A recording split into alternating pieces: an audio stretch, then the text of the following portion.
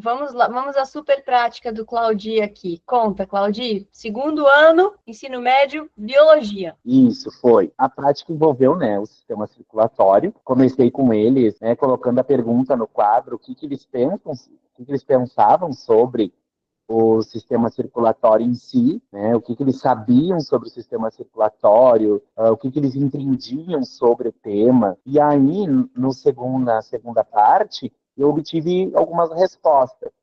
Por exemplo, penso que ele serve para o coração bater e o sangue chegar em todos os lugares, mas não sei exatamente por onde o sangue passa. Não sei muito sobre o sistema circulatório, só que tem a ver com o coração e talvez com a respiração também. Para mim, o sistema circulatório, né, serve para a gente sobreviver ou a gente morre. E foram respostas muito vagas. E aí, após isso, eu pedi para eles guardarem no caderno essas respostas, para depois, no final da temática, a gente retornar e equiparar depois com a nova pergunta que eu vou fazer para eles depois, né? Depois, com a temática, né, após a etapa inicial, eu comecei a dar início ao desenvolvimento do tema, abordando as principais estruturas envolvidas, o processo de circulação, sua importância, o funcionamento, bem como as diferenças entre as artérias, veias capilares, composição do sangue, entre outros aspectos relevantes voltados para o sistema que nós estávamos estudando.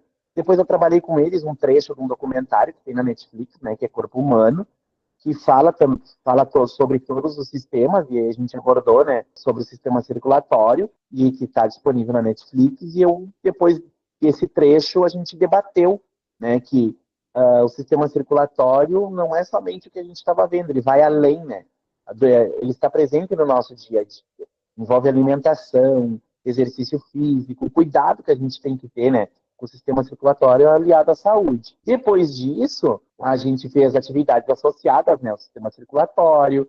Eu trabalho muito com eles, exercícios, né, porque já estão do médio, a gente prepara eles bastante para vestibular e Enem, desde o primeiro ano, a gente tem essa construção.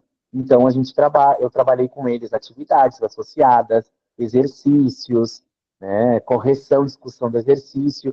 Depois a gente foi para o laboratório, que é onde a gente teve uma aula prática, né? Onde eu levei um coração suíno, né? Que é um coração muito próximo ao nosso, ao ser humano. E aí mostrei para eles terem visibilidade, né, da estrutura do coração, por onde que o sangue passa, os átrios, os ventrículos, as artérias, as camadas teciduais que o coração tem, interna, mediana, externa. Mostrei para eles o caminho do sangue, mostrei para eles a estrutura das artérias, que elas são mais calibrosas. Pedi para que eles vissem, eles analisassem, eles registrassem o que estavam vendo. Depois, para finalizar o conteúdo, eu gosto muito de cantar música com eles, né? Eu estou sempre cantando, então eu trouxe uma paródia sobre o sistema circulatório com eles, onde eu tenho uns caps das Paquitas e eu me visto de Xuxa e canto com eles e trabalho com eles. Isso aqui resume bem, né, o que a gente viu em todo o conteúdo. E para finalizar, eu pedi de novo as perguntas, né? Pedi para eles o que eles pensavam antes sobre o sistema circulatório e o que eles pensam hoje. E aí eu organizei, né, as respostas e foram o seguinte. Antes eu pensava que o coração só servia para bater dentro do peito e que era só um desenho específico. Agora penso que o coração é uma estrutura complexa com câmaras, válvulas e vasos essenciais para manter o corpo vivo. A outro aluno, o sangue era sempre vermelho e que ele simplesmente corria no corpo. Depois da nossa temática, o sangue muda de cor conforme a oxigenação e circula de forma organizada pelas artérias e veias. Então, resumindo, eu fiz eles voltarem, revisitarem as respostas deles lá naquela primeira pergunta e depois eles refazerem essa pergunta que antes e depois o que eles viram após essa temática. E a gente obteve respostas mais elaboradas, né? Uns sanaram muitas dúvidas, outros viram que não era aquilo tão simples que eles imaginavam que era. Então, deu para equiparar o antes e o agora. Eu, particularmente, adoro esse tipo de rotina, porque eu acho que trabalha bastante o eu deles como aprendizes, né? De como que eles vinham antes e o que eles veem agora. Então, essa rotina eu adotei para mim, eu acho que me ajuda muito nas minhas práticas, nas minhas aulas, e ajuda eles também a se conhecerem mais dentro do próprio aprendizado. É isso. E é importante isso, porque a gente vê neles, eu gosto bastante de despertar essa curiosidade neles, né, do que eles vão ver, para depois eles verem que talvez tudo aquilo que eles imaginaram que era, seja algo a mais, venha surpreender. E foi muito gratificante. Como eu já disse, eu adotei essa prática para mim e vou levar ela comigo por um bom tempo. Então, Claudio, você já dá essas aulas há muito tempo. Você já era um professor que fazia paródia, que ensinava conteúdo, que cai em vestibular, e aí você conheceu as rotinas de pensamento. Que diferença você Sim, viu entre essa prática conduzida pelas rotinas ou simplesmente ensinar com o livro, com o laboratório, mas sem a rotina metacognitiva? Tu sabe, Júlia, que assim, ó, na nossa reunião segunda, na nossa conversa, até eu e outros colegas, a gente falou assim, mas isso a gente já faz, só que a gente não tinha noção, assim, dessa pegada, assim, da organização, né, dessa rotina planejada. A gente tem um planejamento, a gente já desenvolvia, mas só que não tinha noção do quão concreto se torna quando se tem dentro de uma rotina e se aplicar a ela dentro do nosso planejamento, uma outra visão. Não sei se eu consegui que vocês entendessem, mas trabalhar eles. A gente, por exemplo, eu nunca fiz essas perguntas para os meus alunos. Antes sobre isso, e agora vocês pensam o que sobre? A gente sempre, dentro do nosso planejamento, a gente tem uma situação-problema, e a gente expõe aquela situação-problema, começa o conteúdo, depois só finaliza, né? Mas depois que a gente começa com uma pergunta que desperta a curiosidade neles, e depois a gente revisita ela após ter visto sobre o assunto e eles analisarem e medirem a resposta deles depois daquelas que eles deram no início, eles mesmos se surpreendem com o que eles aprenderam. E eu acho que essa prática, nessa parte de revisitar as próprias respostas deles, faz com que o quão importante é eles estudarem e se aprofundarem cada vez mais nos assuntos que podem ajudar eles a sanar alguma dúvida ou até mesmo ajudar outros colegas que não têm esse mesmo acesso ao conhecimento que eles estão tendo, né? Eu acho que torna eles mais atuantes nesse processo de aprendizagem, tornam eles mais atuantes no conhecimento deles. Eu acho que essa rotina de pensamento auxilia muito eles nessa autoconfiança da aprendizagem.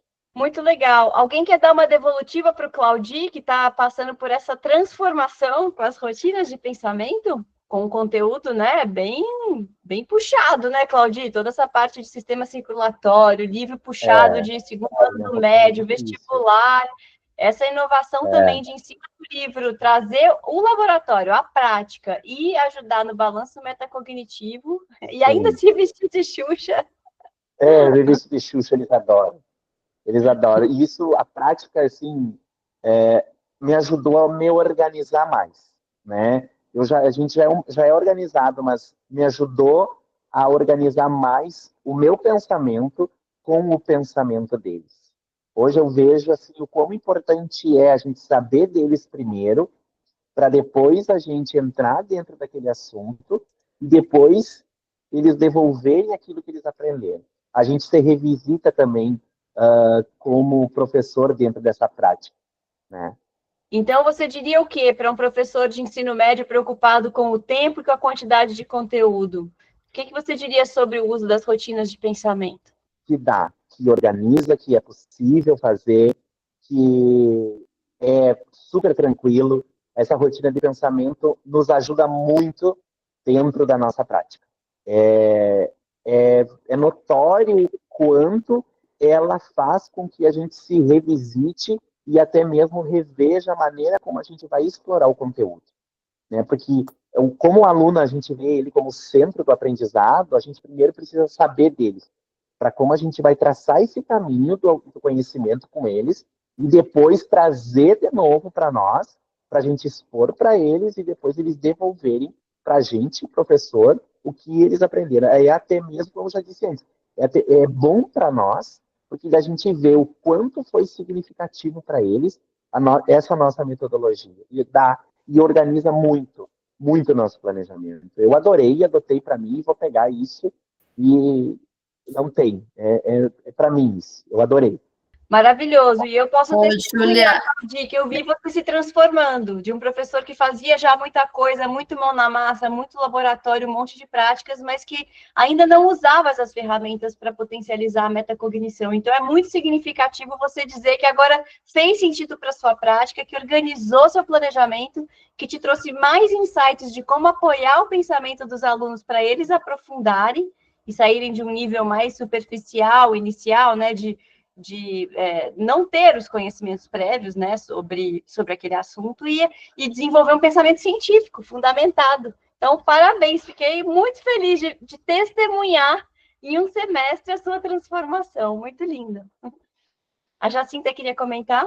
não, só queria comentar, assim, que às vezes, né, para essa questão do conhecimento prévio, como o professor diz, né, a gente diz assim, eu já faço isso, eu pergunto que eles sabem, mas eu acho interessante isso que ele ressaltou, que às vezes a gente fazer registrar já é um outro passo, e depois revisitar é um outro passo. Então, assim, ok, às vezes a gente tem essa fala mesmo, isso aí tudo eu já faço. Mas você faz com qual intencionalidade, né? Você está pensando que você está ajudando, né, ao protagonismo, ao aluno a participar, a engajar. Então, isso que você fala, nessas rotinas, ajudam mesmo a gente se organizar mais. Então, eu queria ressaltar isso, porque às vezes é isso mesmo, né? A gente às vezes pergunta, o que vocês sabem sobre isso? Mas não pede para registrar e para depois revisitar a partir, né, daquilo que eles viram e o que eles no fim eles escreveram, né, um novo texto. Não, e na área de ciências é especialmente notório, né? Porque tem muitos conhecimentos iniciais equivocados, de concepções, de misconceptions, né? De concepções equivocadas, porque não tem um fundamento científico, tem um fundamento intuitivo, ou de um desenho animado, ou de alguma coisa que já viu. E aí, conforme você vai tendo uma progressão no conhecimento, você tem que ajudar o estudante a desmontar suas concepções iniciais equivocadas e construir uma concepção sólida. No caso do sistema circulatório, nem é tão difícil assim. Mas no caso, sei lá, dos vírus, da contaminação por bactérias, de coisas que a gente não enxerga, tem muitos alunos que têm concepções muito equivocadas e que, com o estudo científico, transformam suas concepções. E se a gente não documenta e não apoia essa mudança conceitual, o estudante só aprende a responder livro didático para preencher e passar de ano, entre aspas, mas não entende por que tem que lavar a mão, não entende como tem que tomar um antibiótico, né? Então, se a gente quer formar cidadãos que são conscientes, que têm pensamento crítico, que atuem de um modo transformador no mundo, a gente tem que pôr em prática esse tipo de pensamento, né? Acho que com o Claudio ficou bem evidente. Tu sabe que durante o conteúdo, assim, eu observei muito nos alunos, professor, o que é o ataque cardíaco? O que é o infarte? Né? O que são isso? Qual a diferença? Por que está relacionado ao coração? Então, essa arte da contextualização reverbera bastante essa ideia dos conceitos iniciais e depois o que eles aprendem lá e expõem nos conceitos finais, né? Isso é muito legal. E essa parte da contextualização eu também procuro trazer dentro dos exercícios que vestibulares, até o próprio Enem cobra, dentro dessas próprias dúvidas deles. Né? E nessa resolução dos exercícios, eles também conseguem construir conceitos e sanar dúvidas e estruturar um pensamento mais crítico sobre o assunto. Né? E nessa equiparação das duas respostas que eles têm, eles conseguiram analisar isso também. Então, dá para ver que é um trabalho que se torna muito significativo, principalmente para eles. Maravilhoso. Alguém mais quer dar alguma devolutiva para o professor Claudio? Super professor, maker, cover, faz até a paródia da Xuxa. Eu gostaria de dizer, de partilhar que o Claudio, ele tem esse objetivo sempre nas aulas dele, ter fazer com que os alunos interajam, fazer com que os alunos, de alguma forma, se sintam envolvidos emocionalmente, né? E isso é muito importante, seja através de uma música, seja através de um protótipo, seja através de um material com biscuit, ele sempre faz um movimento para que essa emoção durante a aprendizagem aconteça. Então, é muito bom ver isso assim agora em rotina de pensamento. E agora a gente vê como isso é importante, né? Júlia, Para ativar memórias de longo é, prazo, né? Para consolidar vocabulário e para associar o aprender também um prazer, né? Um prazer de descoberta, de mudança conceitual, mas também de diversão, por que não, né? Júlia, tu sabe que até agora eles têm que apresentarem um trabalho, né, antes de finalizar o semestre. E eu propus a eles construírem um jogo didático depois de todo o conhecimento que eles adquiriram ao longo dessa temática, tudo que eles construíram, eles colocarem essa criatividade deles dentro da proposta de um jogo didático, e depois a gente vai trabalhar com uma outra turma, né? Eles aplicarem o jogo didático, eles passarem esse conhecimento que eles aprenderam dentro dessa temática e expor isso para uma outra turma. Estou pensando em eles fazerem com o primeiro ano do ensino médio, né? Eles, em grupos, e cada grupo jogar o jogo que foi criado por cada grupo do segundo ano. E aí eu vou registrar e depois eu te envio. Ah, envia, por favor, e a gente passa para todas as escolas acompanharem. Muito legal, Claudia, parabéns.